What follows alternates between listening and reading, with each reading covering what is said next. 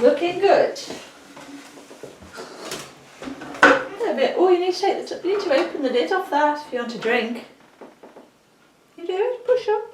That one. There. That's it. Good. Oh, move your leg around so it's not kneeing me. Okay, so this morning I thought we could have a quick look at Amanda Gorman's poem that she wrote for President Biden's inauguration. Unless you've got something else on unless you've got something on your mind that you would sooner do instead. So, would you like to do about Amanda Gorman or something else? A-M-A-N-D.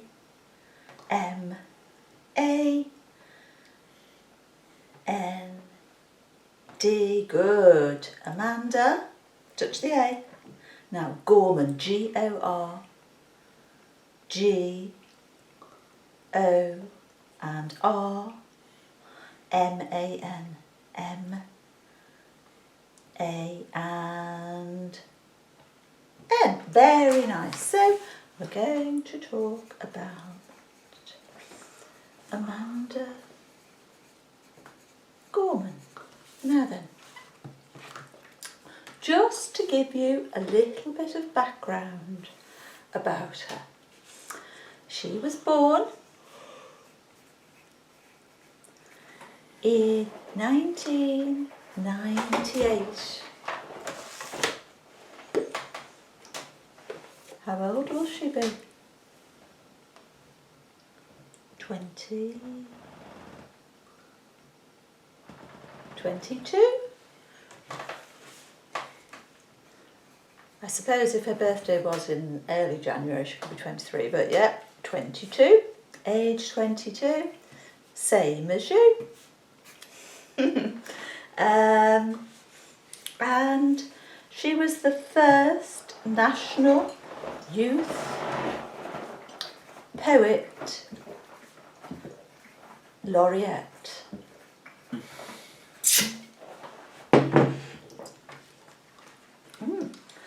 She was made that in 2017,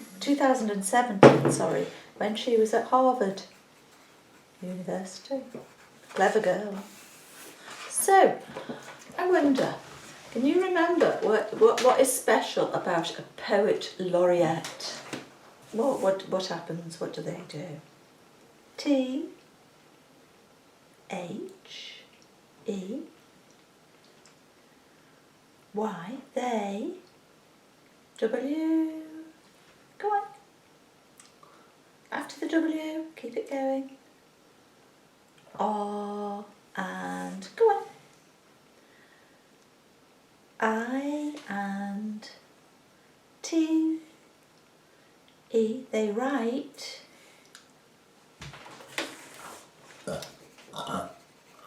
Oh, excuse you, what's special about poet laureate? They write.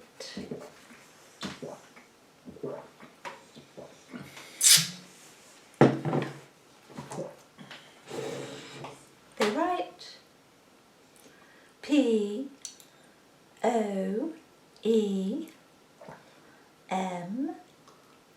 right, poems. F-O-R-4-S-P-E, good, you're pointing it so good today. C-I, after the I, finish the word. A and L for special. O and after the O. Oh, O-S wouldn't make sense. Touch the O again. O and C, yes. C, A. Don't slip. After the A. S. Try pulling those other fingers back. That makes it clearer. S. Go on. I. O. N and S. Very nice. Then write poems for special occasions. Yes. So she wrote a poem for the inauguration. Do you know, I can't remember who the poet laureate is in the UK at the moment. I'll have to Google it later. But they would normally write a poem for, you know, if it was maybe the Queen's birthday or wedding or something like that. So write poems for special occasions. Now, she particularly writes poetry on a number of issues. On the issues of the things that she's interested in are oppression, feminism, race, and marginalisation.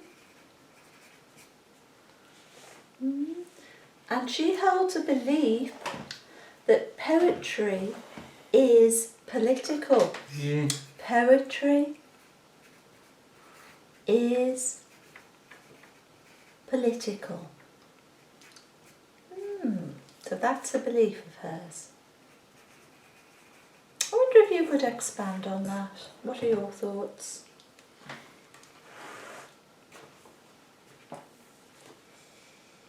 What are your thoughts about that? I-T-H-I-N-K.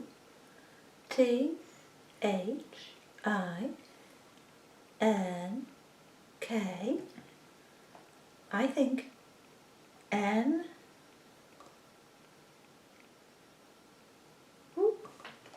This time. I think maybe we'll try with the pencil. Use this one because it's got a nice rubber on the end and it will stick when you hit the letter word. So I think, go after do the K. I think T. Come on. T. Put your legs flat. Feet flat, please. Say nice and stable. That's it. T.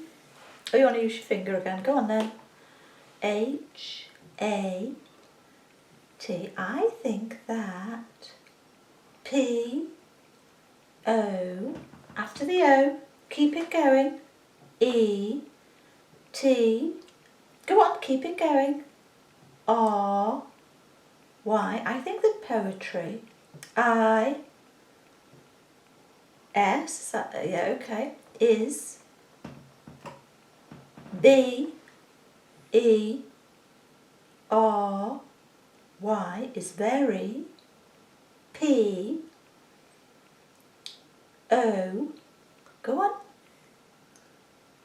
W. Go on.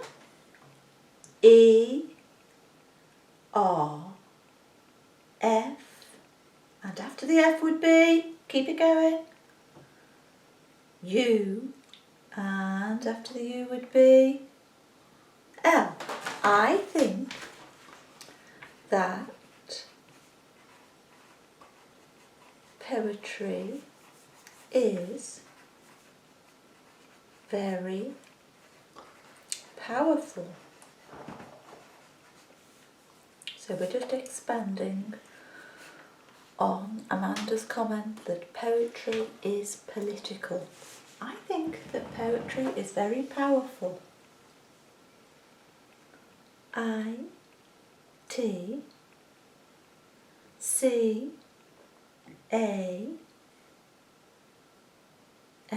It can. Go on. It can. Where? Oh, you let's use this because you're wobbling. Going all over the board there and I'm not sure. Go on. So after powerful, go from there. I-T, it. C-A-O-N,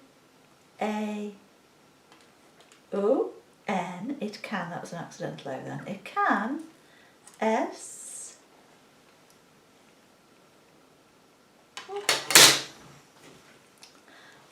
poetry is very powerful.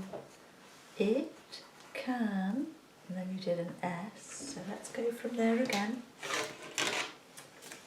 Good position. It can S, H, A, P, E. It can shape. H, O. H, O. After the O would be W. How? It can shape. How? Let's write that one down. It can shape. How?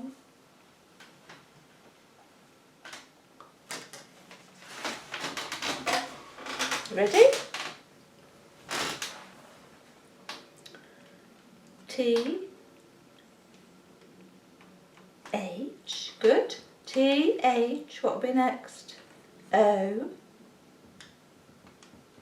U, moving your elbow. G, where? H, go on.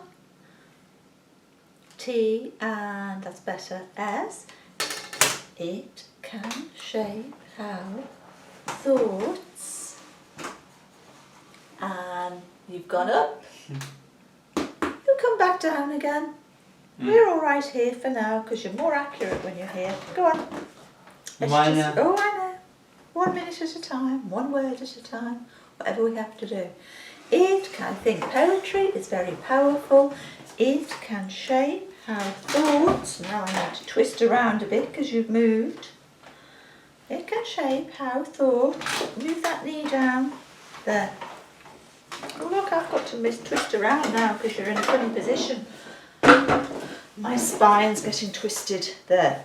Yeah, I know, so I'm going to stand here now. There. It can shape how thoughts, A,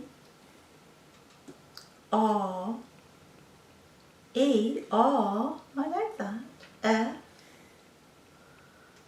O, this is a better position, R, M, E, and after the E would be, come on, D. Oh, I think poetry is very powerful. It can shape how thoughts are formed.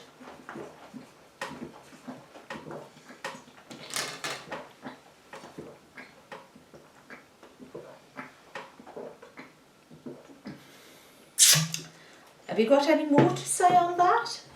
Or do you want me to carry on? So you can do more or Mum carry on. Mum carry on, okay?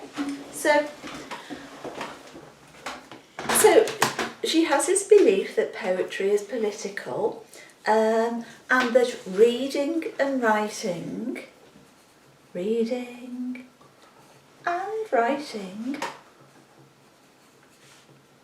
can be instruments of social change.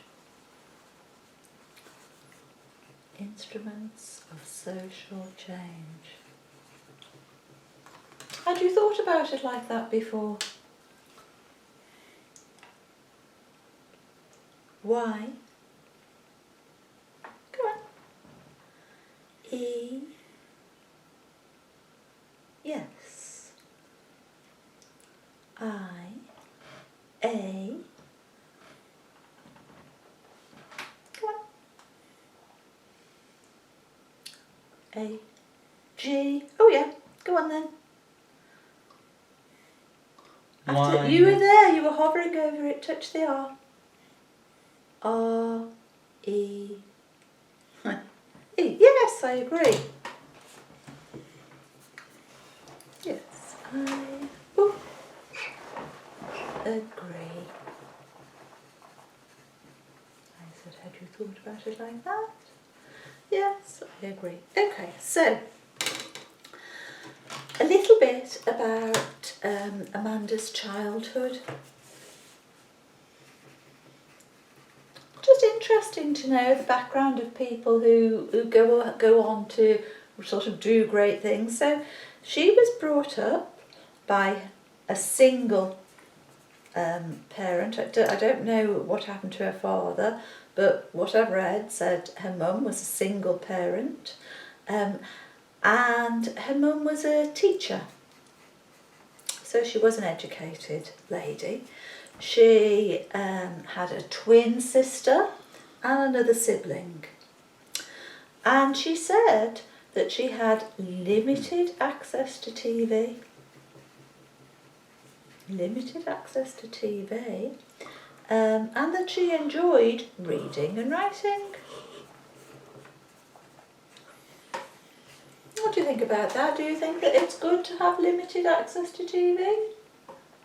So the mum's probably said, no, we're not watching TV between 9 and 5 or something like that, or we're only having 1 hour's TV a day. Maybe the 1 hour's TV a day.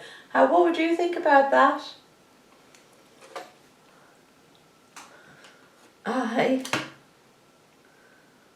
W-O. Go on. W-O. Try on this one with your finger. I-W-O-U-L-D.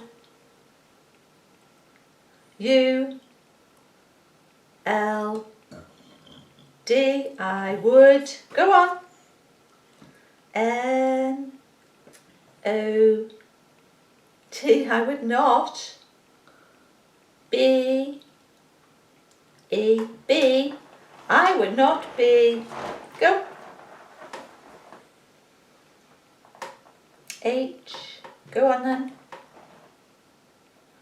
What's that H again? H, and after the H would be A, and I would not be. H, A, H, A. Go on. Go. H, A. There's the A. Go on.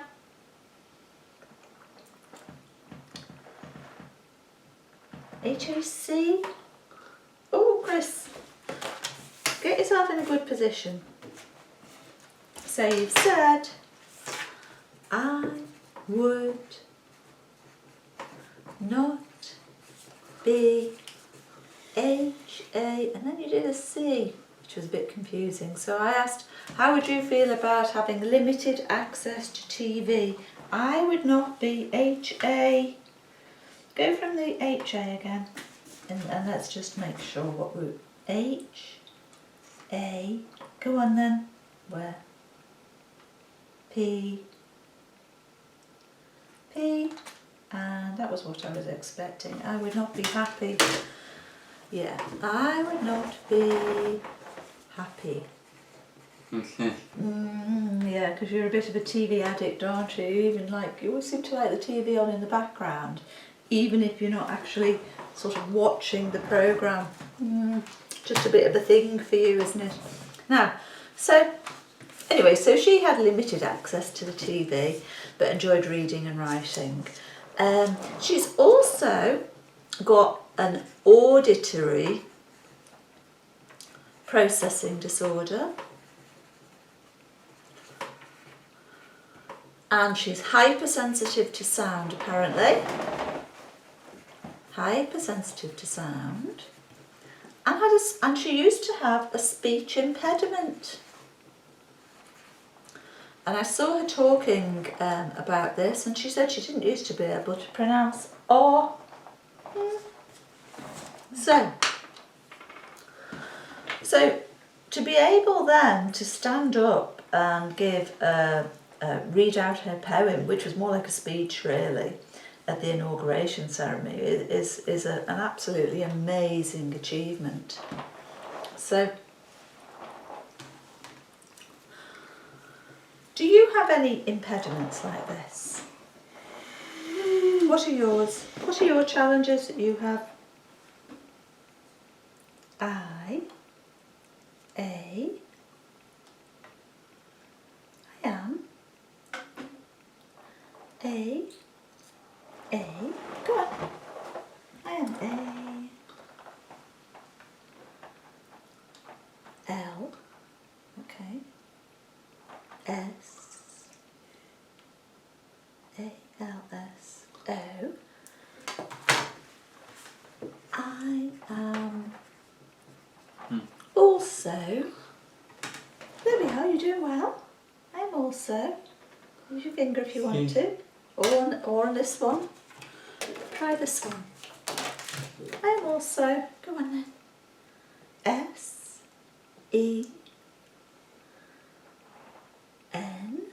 go on, S-E-N, S-I,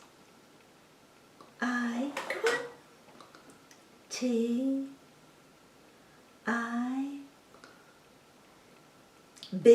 and E. I'm also sensitive.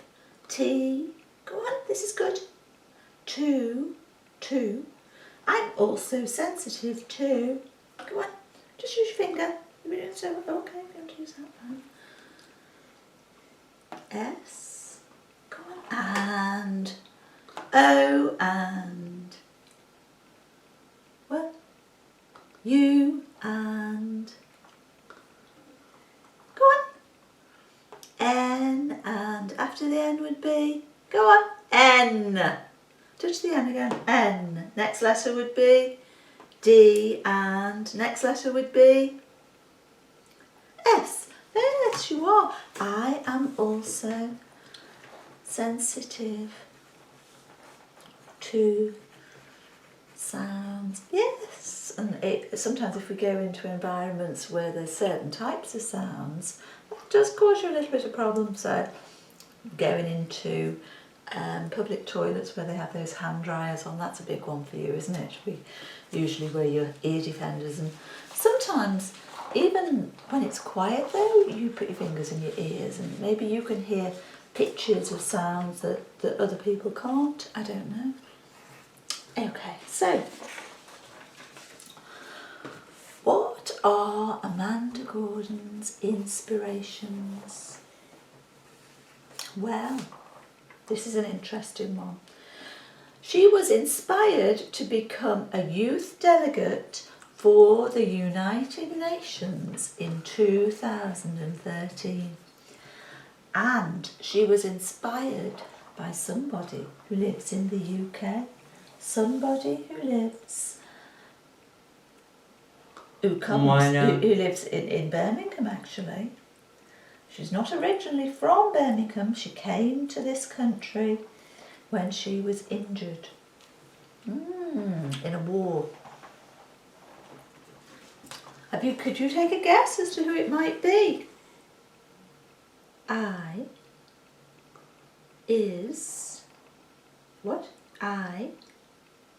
Is it M-A. Why not? Go on, after the A, M-A. Not M-A-O, but is. So you were right with the M-A, and you touched an O. Go on, have a look. I think you're on the right lines. Move your legs, because you're all twisted underneath the table and not very stable. Go on, move your legs. Oh, you're standing up. Have a little stand and then sit down again. Sit down again. Is it M-A? Have another go. See if you can finish it. M-A-L. Yes. A-L. And is it Malala? Yeah. Is it Malala? It's Malala Yousafzai. I don't know how you pronounce her second name. Anyway, do you remember she inspired you to write a poem, didn't she? You used her speech that she made, and you had a go at doing one as well, didn't you? Calling upon people to educate. She was calling upon the rights of girls to be educated, and you wrote one a sort of in the same format about the rights of disabled people with autism to be educated. So that was really good. So it's interesting to know that in the same way that Malala inspired you, she also inspired Amanda Gorman. And her aspiration, her long-term aspiration, is in 2036 to run for President of the United States. Just for practice, we're going to do President. Sit down. Just for practice. And you're going to hold the board. Right? This is just to... So touch the P, now the R, now the E, all the way up, then the S, and then the I. Oh, that was an E. Go for the I. Up, I. Touch I. There's the I. Then the D. Touch the D. D, D, D, D. D first. It's a long word.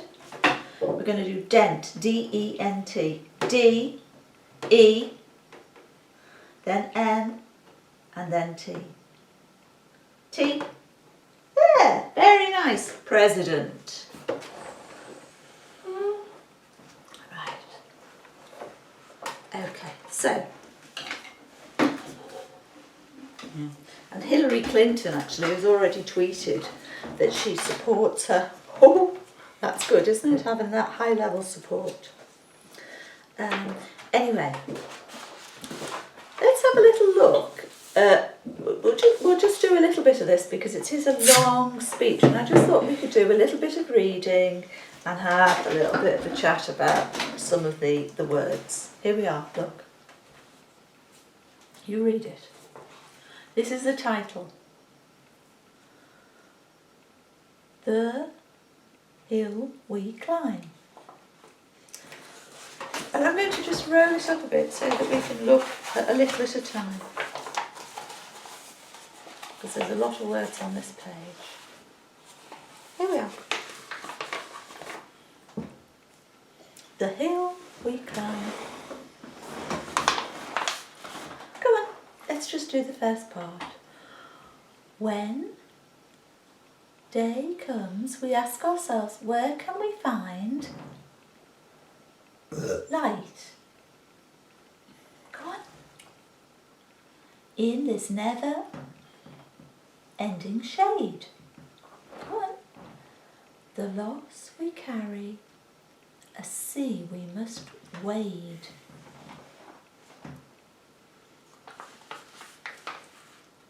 We've braved the belly of the beast. We've learned that quiet isn't always peace. And the no, come on, just do this paragraph. And the norms and notions of what just is, isn't, always justice. Okay, let's just see how good your scanning is. Find me the word. Or tell me. Is that it? Is it she? Hang on. Bothering you. There. Pull it up. There.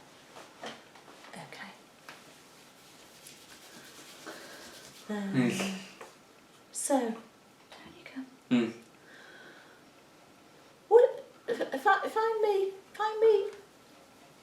How does she describe the loss that we carry? The loss that we carry is like what? That's right, a sea we must wade. Very good.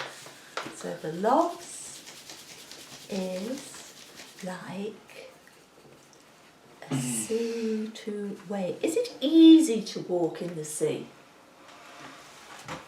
Is it easy to walk in the sea?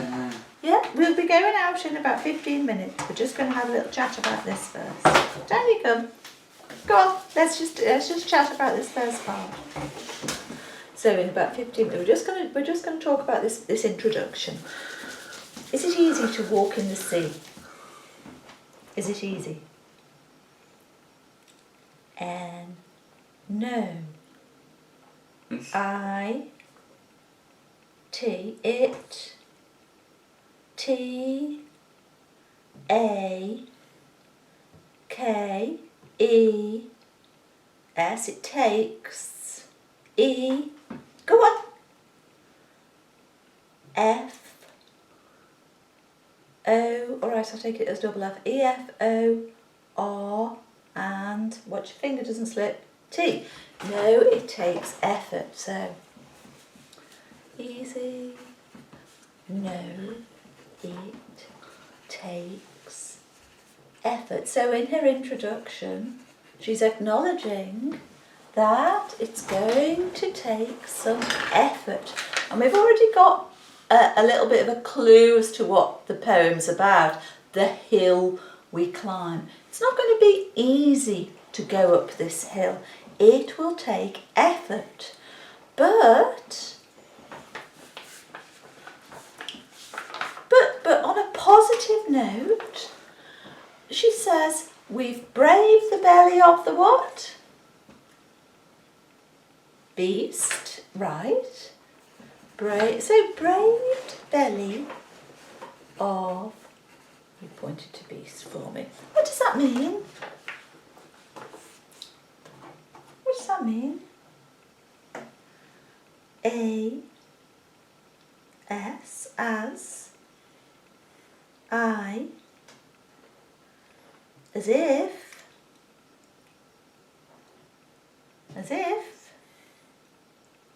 Y,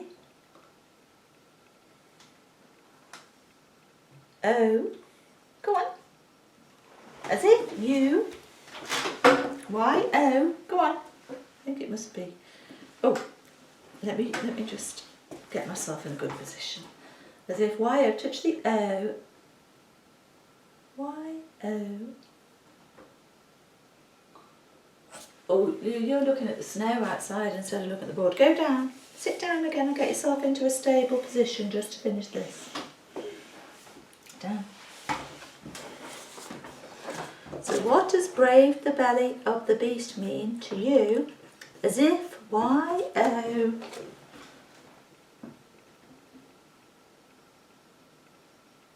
You, as if you. H-A. V-E, as if you have. B-E. E-N, as if you've been, as if you have been. You don't need to do that, tell yourself. I don't need to do that. As if you have been. S, W, No. A, okay, it could mean that. L, L, O, W, E, D, swallowed, A, N, D, and S. Come on. U, R,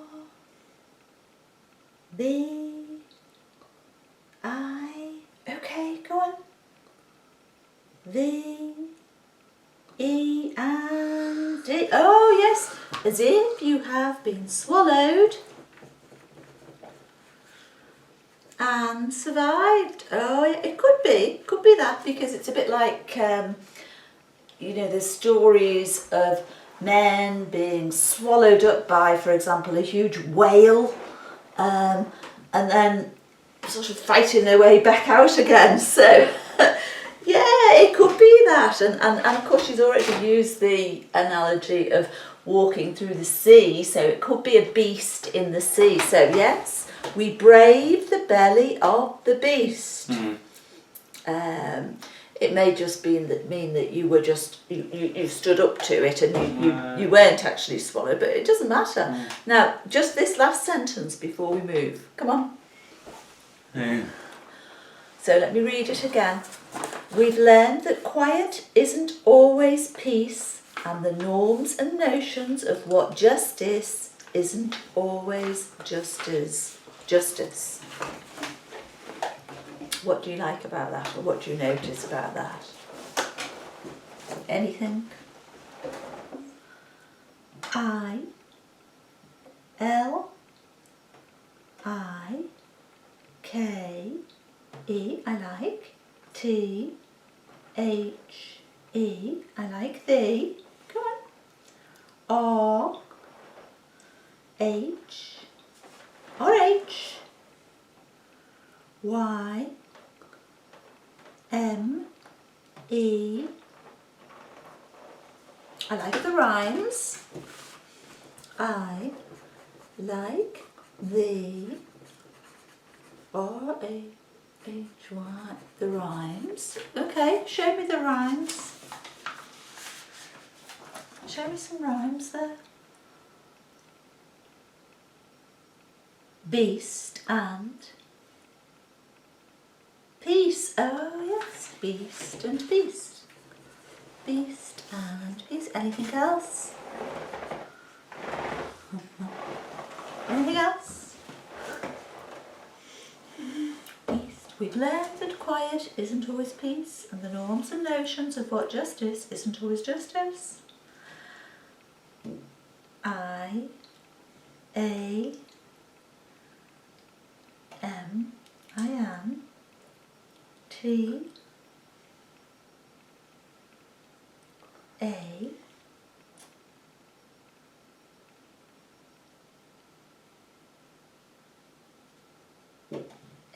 okay, I am T, I am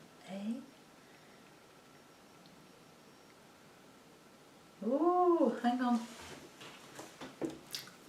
Just one last effort. Let's use this. So, I, go from there again. A and M and T and I and... Go on, you can do it. Oh, lift your elbow. R, E, D. I am tired. Okay. I am tired. I know. Well, I was only asking us just to keep going for another few minutes. This was the last part, so I'll just talk about this bit that I really like on this line. The way she uses a play on word, the norms and notions of what just is, isn't always justice. I think that's very clever. I like it in poems when there's a little play on words.